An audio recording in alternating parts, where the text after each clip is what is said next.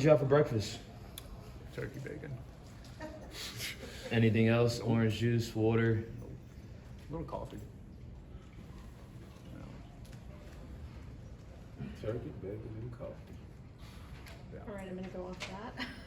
So last time we talked, we had had a little discussion about the drug testing, and I know you were stepping in to fight Rob. Now he's out for the drug testing. Can you just talk to me about like what you thought? I know you had mentioned that you felt like there were other people. Was that who you were hinting at? I mean, still, I think there's other people. You know what I mean? Like I said, and I don't think it's just the PFL. I think I train with guys in UFC, Bellator, One, all that, and it's like they're hard to do. You know what I mean? I think a lot of dudes are on steroids. That's what I think. You had mentioned you kind of thought maybe there needs to be kind of a change, not necessarily more drug testing, but maybe just sort of kind of opening it up. What are your thoughts on that? I mean, go one way or the other, but at the end of the day, like, don't say that, you know, like, it's obviously not an even playing field if half my division popped. You know what I mean? Like, either open it up and let us all do it, or, I mean, get way more stringent. But I don't really know the answer. Like, I just fight. Like, I don't do the operations. I don't do any of that shit. But it's like, you know, and again, like, this isn't, you know, like, this is, I think, like, ubiquitous amongst all the promotions. Like, I don't think it's just PFL, but at the same time, like, I don't think it's an even playing field right now. I think that, like, especially you get guys from foreign countries, like, it's very hard to test those guys, especially at the athletic commissions, but I don't think it's an even playing field. I don't know what the solution is.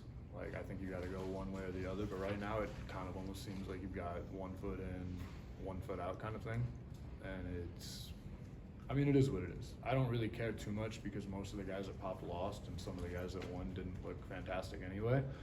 I think it helps more in camp, which would be nice, but it is what it is.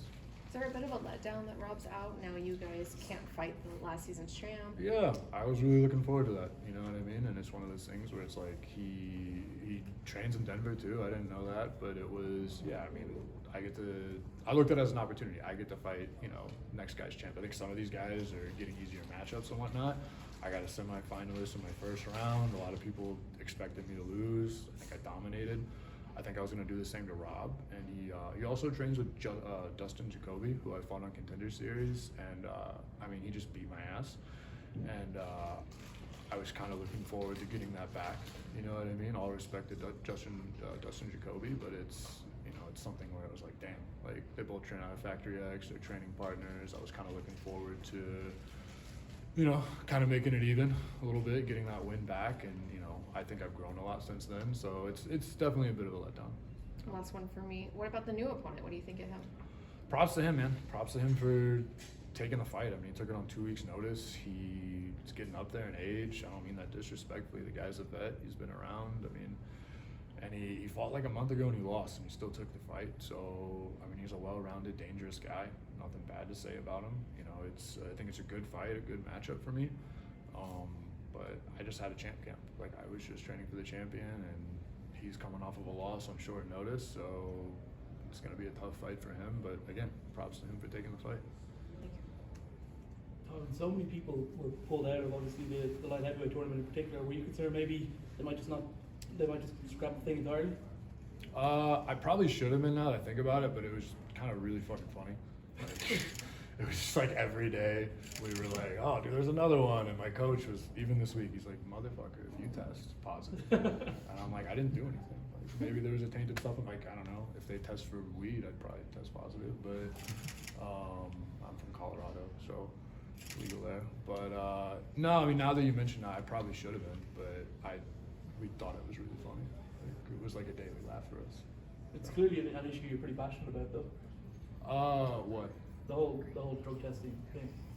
Not really. Like, it is what it is. Like, I'm gonna do what I'm gonna do. Like I said, I mean, I think a lot of dudes are on steroids, especially at the top, but it's like, again, most of the guys that tested positive lost. And then the guys that won, like, look at the Jocko fight. I was supposed to fight him, and he fought Fleury. That was a shitty fight.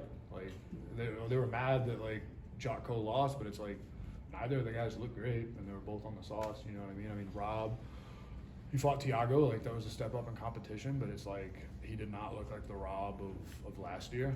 and Tiago's on what, like a 5-fight skid or whatever. So it's like, again, I don't think it's like this end-all be-all thing, but it's, I don't know, man. Like, either go one way or the other. Like, don't test us or be at our house every morning at 5 a.m. I don't know. Does it upset you that this has been like a huge part of the build-up for this? I mean, you got to change opponents and everything, and it's even this scrum we're doing right now. All the questions are about this one particular Yeah, issue. it was funny when I was walking over. I was like, dude, I wonder how many steroid questions are you know what I mean? No, I mean, I guess so. I mean, it makes sense. It's your guys' job. Of course, half my fucking division tests positive. You guys are gonna ask about it. Like, it is what it is. But I mean, no, I mean, it's big news. So it's, of course, you guys are gonna ask. But in terms of the opponents changing, like I said, I'm there to do what I'm gonna do, impose my will. It's like I've had 3 opponents. So every guy does different things, different stances, you know, different things to worry about. But at the end of the day, it's like I'm going in there to do what I'm gonna do. So. I suppose in this kind of tournament format, it kind of, you're prepared to fight 4 times in the year anyway, so it's not as big as it would have been if you were, you know, in a different promotion. I mean, this is my 4th fight in 6 months because I had 2 fights like right before I got into PFL, and I remember like talking a little shit at the beginning because I was like, oh, you guys can't fight 4 times in a year, like whatever, you guys don't hit your recovery. I'm gonna definitely walk that back because I'm feeling that. Like, I did 4 fights in 6 months, and now the next one's in what, like 8 weeks, Yeah. Which which I'll take a week off, and there's 5 weeks, so it's really like 6 weeks of training. So yeah, it's pretty tough. Like, I definitely underestimated that. So. And then the next one after that's only another 8 weeks after that, Is it? or something like that. November, No, maybe? It's a little bit more than that. I think so. I hope so. Cause I usually do September. I go elk hunting and whatnot, and if they, that Yeah, I used to sucks. get I mean, of course, if I'm gonna fight for a championship and $1 million, like I guess I'll skip it, but I'll be pretty bitter about it. Hasn't really changed your like kind of the main goal is still that $1 million in that world title though. Like none of this stuff over the last few weeks has kind of changed. No, I mean definitely the thing is the title. The $1 million is the $1 million. Like money is gonna come and go. Like I used to work in finance. Like I had a good job. I left it. I left my job earlier. I took my job earlier this year. I'm not gonna say I left it because I kind of got laid off. But it's one of those things where like if I want to make money, I can go make money. Making money is not hard. It's like I want to do it for the glory, for a champion. If anything, I lose money by fighting. So $1 million is just a cherry on top. You know, like there's gonna be plenty of time to make money. So with that said, Ty, what's your why?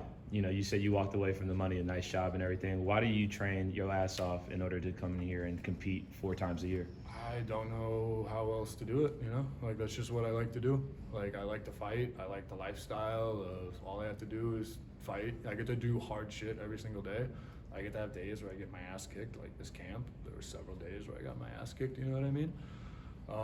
It's just like a good way to live, you know? That's just what I like to do. I like to do, I mean, I don't think it's extreme stuff, but like when I'm not fighting, like I said, I love to go hunting. I was gonna do a bear hunt after this, but dude, there's no way I can recover and be hiking 50 miles in a week. Like, it's just not gonna happen. And then, you know, I like to go hunting, I like to go fishing, I like to do, you know, stuff like that. It's just how I like to live, you know what I mean? I did like the finance thing, and it's like I mainly work from home. I would have to go in the office a little bit, and I just fucking hated it. You know what I mean? Like, the money was nice, but like everybody just kept getting like progressively fatter, and you know what I mean, more miserable. They were losing their hair. They were like, yeah, you're making a lot of money, but you look like shit. You know what I mean? Like I get to go and I get to fight. I get to do hard shit every day. I get to train, and that the hard shit's like really important. You know what I mean? Like, it mentally calluses you. Like, I get a chance to prove myself every single day, and I don't do it every single day. Some days I have, you know, shitty days, but it's nice because I train 6 days a week. So it's like, you know, I get my ass kicked on a Tuesday, and it's like about Friday or Saturday. You know what I mean? So I'm very blessed and grateful for that. And what would that Ty that was sitting there either working from home or going into the office, what would he think about, you know, the man that's standing in front of us right now, in front of all the cameras, about to compete in the Professional Fighters League? Thought that he probably should have done this full time sooner. You know? Indeed. And my final question is, your last couple of victories have gone to decision, and you've won those. Yeah. Do you put any pressure on yourself to finish the fight early? Not early, but definitely finish the fight. Like, earlier in my career, I finished a lot more. You know, I had knockouts, I had subs. But I think, like, the last 2 years, like, I switched up coaches, and I was just doing different parts of my game. You know, for instance, I only started going southpaw, like, 3 or 4 years ago. And now it's, like, kind of my preferred thing to do. So it's, you know, one of those things, like, Yeah, I've won some decisions, but if you like watch those fights, like I like bring so many more weapons in my arsenal. You know what I mean? Like better wrestling, better transitions. I think is where it's really gotten better. But the striking, the footwork, of course. So I think it's like the past 2 years I've kind of been figuring that out, doing that in the fight. But you know, like the last one, I was pretty pissed because I felt like I could have finished the guy, but it was, you know, I was just listening to my coaches. Like I probably could have finished it on the feet, but they kept saying go for the takedown. So fuck it, I'll go for the takedown. I'm not gonna argue. Thank you. So on Thursday night, you talk about you want to make that conscious effort to finish more fights because you were frustrated with your last fights. Is that the strategy going into Thursday? Are you going into Thursday night looking to definitely finish your opponent in impressive fashion? Yeah, I mean, I think so, but it's like I'm going to be doing the same stuff I've already been doing. It's just more confidence because, you know, I know I've been there. I know I can do this. I know I can do that. You know, so I've stress tested it now, you know, several times. You know what I mean? But it's like I haven't beaten bums. You know what I mean? Like it's been, you know, like I said, the last guy I fought was a semifinalist. The guy before I fought, right before I got in here, was an All-American wrestler. The guy before that was a #1 ranked guy in Canada. It's Canada, but it's still, you know what I mean? You know, before that I had Myron Dennis, that was, you know, glory kickboxer, UFC vet. So it's like, it's not like I'm fighting bums, you know what I mean? I see a lot of these guys, they fight like cans. Like it's like my favorite thing on Contender. You know, like look at the guys, like the records of the guys they fought. It's like, Jesus Christ, dude. It's like I don't think I've ever fought a guy with a losing record, you know what I mean? So there is a little bit of that. So. And you talk about that confidence. My other question was, you talk about that confidence. Do you feel like every win that you get, and you feel like the more momentum you build, do you feel that confidence continuing to rise, especially with you being one of the top guys in your division right now? I mean, kind of, but the confidence really comes from the training room. You know what I mean? It's like the fight is just where I get told what I already know. You know what I mean? Like that's just like the part everybody sees, but it's like you notice it during training camp. It's like, you know, what do you say? Like the days are long, but the weeks are short. It's like we don't have like a large team at Elevation, but we have a very tight knit, good team, especially for big guys. And it's like, dude, every day, like we're looking to kill each other. I mean, we're not stupid about it. Like it's not like we're trying to knock each other out or anything. But it's like, if you're having a bad day, it's like we're not gonna go light. You know what I mean? So it's like with that, it's like we're in there every single day, and it's like I don't know that I've ever had a fight that's harder than a typical training session. You know what I mean? So that's what gives me the confidence. So Todd, this design with Undisputed World of MMA, I wanted to ask, looking at the steroid controversy, and you talking about these fighters, do you think this makes your weight class more difficult, or it's you see it as being a little easier? What's your thoughts on how you look at the weight class and the fighters? I guess it would be easier because now half the division doesn't have any points, you know? And then plus there were some guys that are still in that didn't test, but they lost. So it's, I think the only ones with points right now are me, Silvera, and Hamlet, I want to say. So I guess it would be easier, but again. So you going home with it? With what? With the $1 million? I'm gonna try. I mean, that's the plan. All right. You know? I wouldn't be there if I didn't want to. But it'd be nice. You know. Thank you. You got it. What holes do you see in Rob's game that you can exploit? Rob? Rob game. Oh, he was taking steroids, so that kind of got him out of the tournament. Yeah, he's not gonna be here, but You talking about Dan? Dan. Dan? I mean, dude, he's fighting a month after he got knocked out. And again, props to him. Thank you for taking the fight, because I don't know if I would have been able to fight, you know? So that's got to be a hole. You know what I mean? Like, it takes a while to recover. And I train with Kamosi every now and then. Like, he's from Denver, too, the guy you just fought.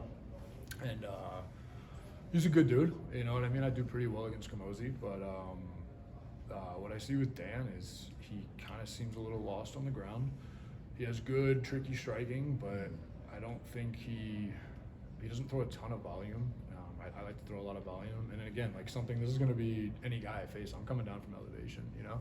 Before I would fight, before I had moved out to Denver, I had a pretty good gas tank. Now it's like I never get tired. So, you know, he was doing a bare knuckle fight before this, and now a month later he's doing an MMA fight. It's like, I don't think he was probably training ground before that. So it's like, it'll probably be tough, you know what I mean? That's my thoughts on it. So. Okay.